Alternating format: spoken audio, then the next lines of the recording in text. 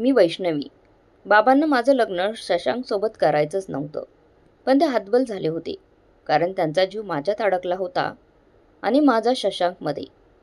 म्हणून मीही हट्टाला पेटले होते. लग्न करेल तर शशांक हगवणेसोबतच करेल, असं म्हणून पूर्ण घर डोक्यावर घेतलं होतं. तेच काय, पण बाबा माझं टेन्शन घेऊन ICUमध्ये ॲडमिट होते. आणि शशांकचं ऐकून मी त्याच्यासोबत पळून जाऊन लग्न करायलाही तयार होते. खरं तर मित्र आणि मैत्रिणींनो, मला आता समजतंय की ती माझ्या आयुष्यातील सगळ्यात मोठी चुकी होती.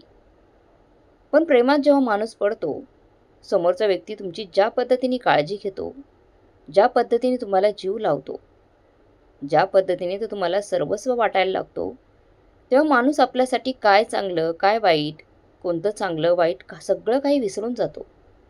शशांकने माझी खूप काळजी घेतली होती आणि त्या काळजीला मी प्रेम समजून बसले होते. ते सगळं खरं होतं, खोटं होतं, मला काहीच समजलं नाही. मी फक्त खरं खरं प्रेम त्याच्यावर केलं. बाबांनी कित्येकदा समजावलं, तो मुलगा तुझ्या लायक नाही. सांगितलं त्याचं पूर्ण कुटुंब राजकारणी आहे, ते लोक आपल्या योग्य नाहीत. त्या शशांकपेक्षाही चांगलं स्थळ तुला शोधतो, चांगला मुलगा शोधतो. तू त्या मुलाचा विचार करणं सोड, माझं ऐक. बाबा जीवाच्या आकांताने मला सांगत होते. पण प्रेमात पडलेली मी शुद्ध हरपून बसले होते. मला फक्त शशांक काय म्हणत होते मी त्याच्याशिवाय जगू शकणार नाही, म्हणत होते मी. कदाचित तेव्हा मला प्रेमाचा अर्थही कळत नसावा, कारण ते वयच वेगळं असतं आणि या वयामुळे सगळं काही अनर्थ घडतं. ज्या शशांकावर विश्वास ठेवून मी त्याच्या घरात गेले, त्याच शशांकने माझ्या चारित्र्यावर भर कोर्टात बोट उचलले. याच्या इतकं वाईट काहीच नाही. ज्याच्यावर विश्वास ठेवून मी माझ्या घरच्यांचा विरोध पत्करून त्यांची मर्जी नसतानाही त्याचा हात धरत लग्न करून सासरच्या दारात पाऊल टाकलं, या आशेने की आजपासून शशांकच माझं सगळं काही आहे. त्याच्या नावाचं कुंकू मी भरलं, त्याच्या नावाचं मंगळसूत्र मी घातलं. एवढंच नाही तर मी माझं नाव बदलून वैष्णवी शशांक हगवणे सगळीकडे लावलं. त्याच्या छोट्या छोट्या गोष्टींची काळजी घ्यायला लागले. इतकंच नाही तर मी स्वतःला विसरून पूर्णपणे त्याच्यासाठी बदलले. मी माझ्या घरात लाडाकोडत वाढलेली मी शशांक जसं ठेवेल त्यात मी खुश राहू लागले.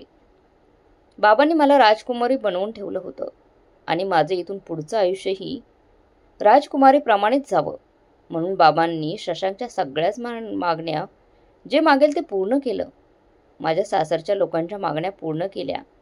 मुळात हुंडा द्यायचा नसूनही त्यांनी मागितला म्हणून हुंडा दिला, फक्त आणि फक्त त्यांची मुलगी राजकुमारीप्रमाणे जगावी यासाठी. परंतु त्यांच्या मुलीची निवड चुकली. लग्नाच्या काही दिवसात मला शशांकमध्ये बदल जाणवायला लागला. लग्नाअगोदर ज्या शशांकला मी ओळखत होते तो लग्नानंतर पूर्णपणे बदलला होता. हा तर माझा शशांक नव्हताच, जिच्यावर मी प्रेम केलं होतं. कारण मी ज्या व्यक्तीवर प्रेम केलं होतं तो माझी काळजी घ्यायचा, मला काय हवंय काय नकोय ते पाहायचा, माझ्यावर प्रेम करायचा. परंतु लग्नानंतर जो शशांक मी पाहत होते त्याचं माझ्यावर प्रेमच नव्हतं. त्याचं प्रेम फक्त महागड्या वस्तूंवर, गाडीवर आणि पैशावरच होतं. आणि त्यामुळेच मला वाटू लागलं की मी फक्त पैसे कमावण्याचं त्यांचं साधन आहे की काय. सोन्याची कोंबडी देणारी अंडी म्हणून त्यांना माझा उपयोग केलाय की काय. कारण प्रत्येक गोष्टीत मला पुढे घालून माझ्या बाहेरच्या लोकांकडून पैसे मागण्याचं काम तो आता करायचा. आणि त्याच्या प्रेमाखातर त्याचा आणि माझं नातं टिकावं यासाठी तो म्हणेल ते मी करायची. बाबाकडून पैसे मागायची आणि माझे बाबाही मला कधीच नाही म्हटले नाही. एवढंच का काय, मी प्रत्येक गोष्ट माझ्या बाबांची वापरायची. माझी शॉपिंगसुद्धा माझे बाबाच करायचे. वेगळं वाटायचं मला, पण माझ्या घरात माझ्या नंदेचंच राज्य चालायचं, जी माझ्यापेक्षा 6-7 वर्षांनी मोठी आहे. पण अजूनही तिचं लग्न झालं नव्हतं. माझा नवरा देखील त्याच्या बहिणीच्या जास्त ऐकायचा. ती म्हणेल तसं तो माझ्यासोबत वागायचा. कुणाशी बोलायचं नाही हे सुद्धा ती ठरवायची. त्यामुळे जरा विचित्र वाटायचं. हेच काय, पण घरात नोकर असून माझ्याकडून घरातील कामं करून घेतली जायची. माहेरी किचनमध्येही कधीही न जाणारी मी सासरी आल्यानंतर प्रत्येकाच्या पसंतीचं जेवण बनवायची. कसलीच सवय नसताना प्रत्येकाचं मन जपण्यासाठी मी माझ्याकडून पूर्ण प्रयत्न करायची. आणि तरी या लोकांना माझ्याबद्दल काहीतरी प्रॉब्लेमच असायचा. माझ्या कसल्या ना कसल्या तक्रारी हे लोक माझ्या बाबांना सांगायचे. तिला स्वयंपाकच येत नाही, तिला काम येत नाही म्हणून तिरस्कार करायचे. माझ्यासाठी माझे बाबा त्यांच्या पाया पडत, ती नवीन आहे, तिला समजून घ्या म्हणून मलाही बाबा समजवायचे. पण कुठेतरी माझा निर्णय चुकलाय असे आता मला वाटायला लागलं. माझ्या बाबांनी माझ्यासाठी किती खर्च केला, करोडोनी खर्च केला, पण तो खर्च त्यांनी मी घरात मोलकरीण म्हणून राबावी यासाठी नव्हता केला. मी सुखात राहावी यासाठी केला होता. आमच्या नवरा बायकोचा संसार सुखाचा व्हावा यासाठी केला होता. पण इथे तर फक्त बायको होती. माझा नवरा शशांक मात्र आईचं बहिणीचं ऐकणारा होता. माझा नवरा म्हणून तो कधी वागलाच नाही. कोणत्याही गोष्टीवरून माझ्यासोबत तो भांडायचा. घरात ड्रेस घालण्यावरून रागवायचा. पिंकीताई म्हणेल त्या पद्धतीने राहायचं. म्हणायचं पिंकीताई हे घरात फक्त साड्याच घाल म्हणून बोलायची. ते मात्र कोणत्याही ड्रेसवर बाहेर पडत पण घरातील सुनांनी मात्र साडीतच राहायचं. हे कुठेतरी पटत नव्हतं. पण तरीही संसार तुटू नये म्हणून त्यांच्याप्रमाणे वागण्याचा प्रयत्न करत राहिले. पण त्या दिवशी पूर्ण तुटले जेव्हा मला कळालं की मी गरोदर आहे. आणि मी आनंदाने ही गोष्ट नवऱ्याला सांगितली, शशांकला सांगितली. पण त्याने माझ्या बाळाला त्याचं बाळ नाही म्हणलं, नाही म्हणून हिणवलं. हे माझं बाळ नाही म्हणत त्याने माझ्या चारित्र्यावर त्या दिवशी त्यांना आरोप केला. जगून आता काय उपयोग असा प्रश्न मनात पडला. माहेरी आई वडिलांनाही ही गोष्ट सांगू शकत नव्हती, कारण त्यांना सांगितलं तर त्यांनाही माझंच टेन्शन येणार होतं. म्हणून मी शांत बसून विष पिऊन घेतलं. परंतु माझ्या नवऱ्यानं मला घाईतच हॉस्पिटलला नेऊन माझा जीव वाचवला. माझ्या आईवडिलांनी मला घरी नेलं आणि त्या दिवशी मी त्यांना माझ्यावर लावलेला आरोप सांगितला. मी गरोदर असल्यामुळे कुठल्याही टोकाच्या निर्णयापर्यंत मी जाऊ शकत नव्हतो. त्यामुळे परत एकदा नव्याने संसार करण्याचा निर्णय घेतला. बाळ घरात आल्यानंतर बाळाला बघून तरी शशांक सुधारेल, सासरच्या लोकांमध्ये बदल घडेल असे बाबा म्हणाले. मलाही लग्नाच्या अगोदरच्या काही प्रेमाच्या गोष्टी आठवल्या. माझा शशांक परत पहिल्यासारखा नक्कीच होईल या आशेने बाबासोबत मी परत सासरी गेली. माझ्या बाबांनी माझ्यासमोर माझ्या सासरच्या लोकांचे पाय पकडत माफी मागितली आणि मला स्वीकारायला सांगितलं. त्यावेळी मी तुटले. मला खूप वाईट वाटलं आणि समजलं की आपले आई बाबा आपल्यावर जितकं प्रेम करू शकतात तितकं या जगात दुसरं कोणीच आपल्यावर प्रेम करू शकत नाही. त्याही दिवसानंतर असेच दिवस जात होते. शशांकमध्ये बदल दिसत नव्हता. मी स्वतःची काळजी घेत होते. तसेच 9 महिने गेले. मी एका गोंडस मुलाला जन्म दिला. बाळ घरात आलं. पण तरी कुणामध्येच काहीच बदल घडताना मला दिसला नाही. मला तसंच राबवलं जायचं.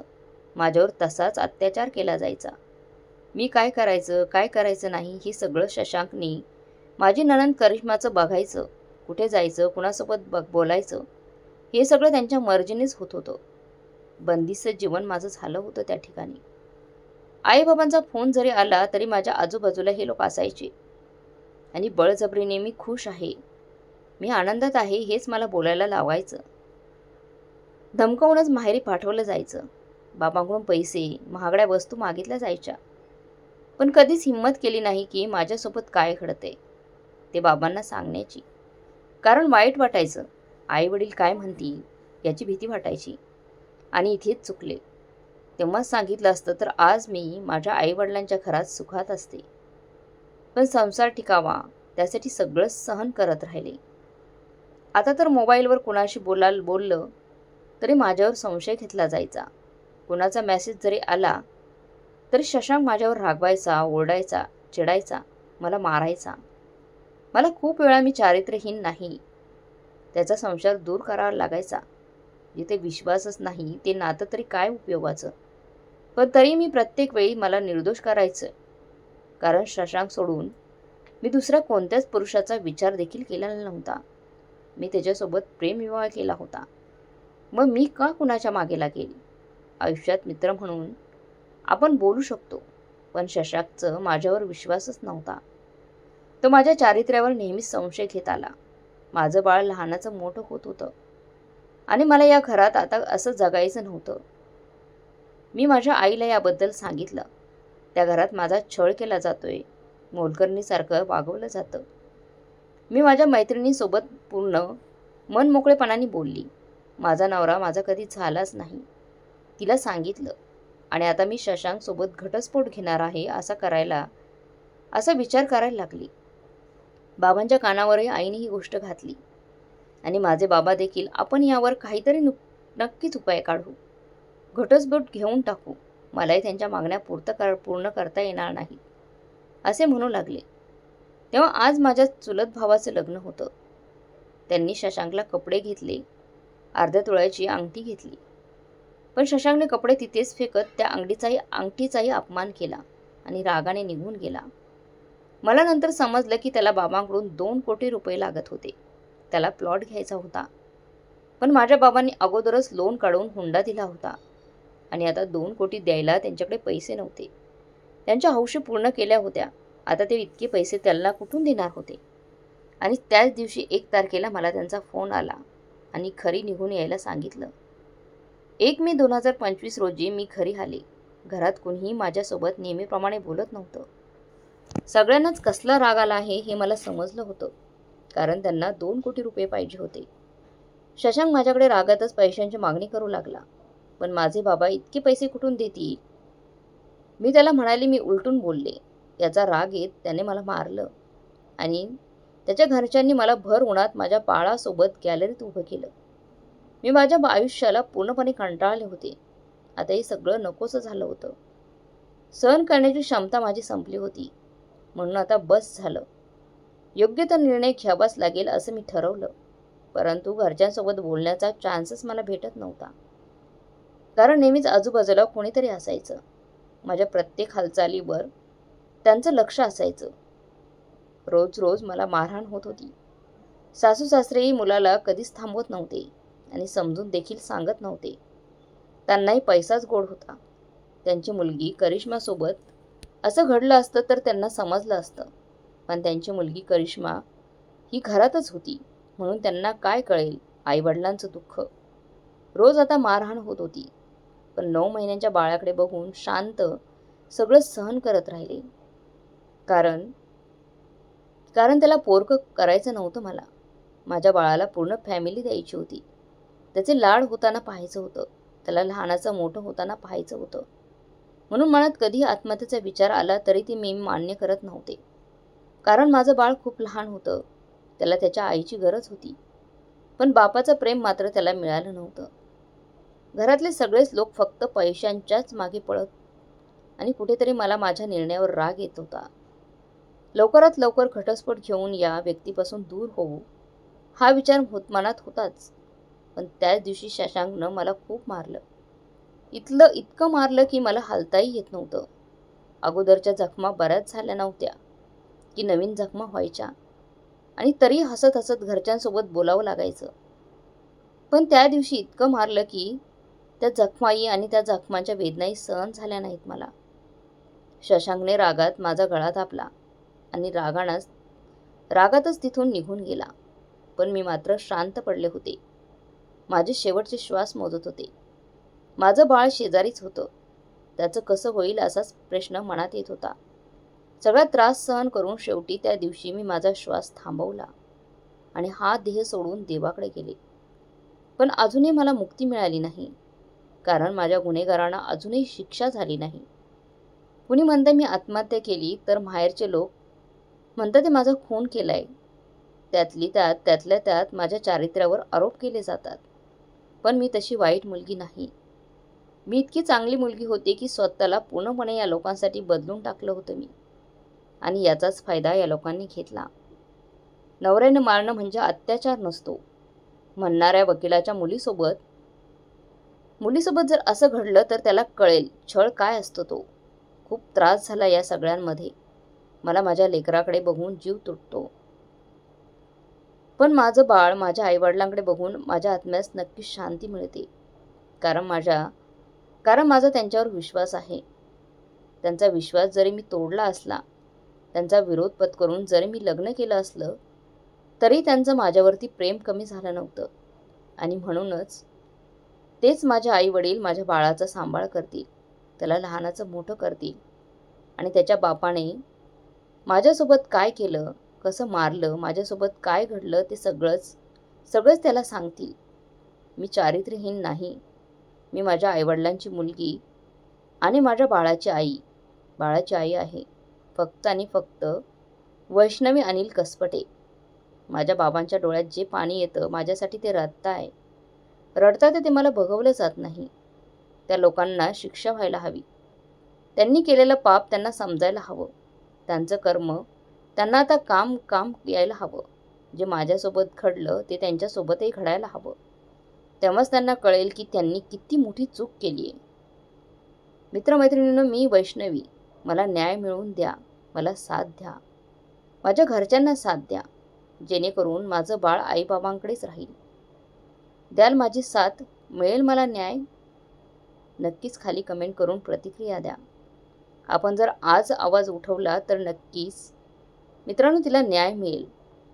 असा एक काय कितीही वकील येऊ द्या, पण जेव्हा पूर्ण समाज एकीकडे न्याय मागायला लागतो तेव्हा त्या न्यायदेवतेला सुद्धा न्याय द्यावाच लागतो.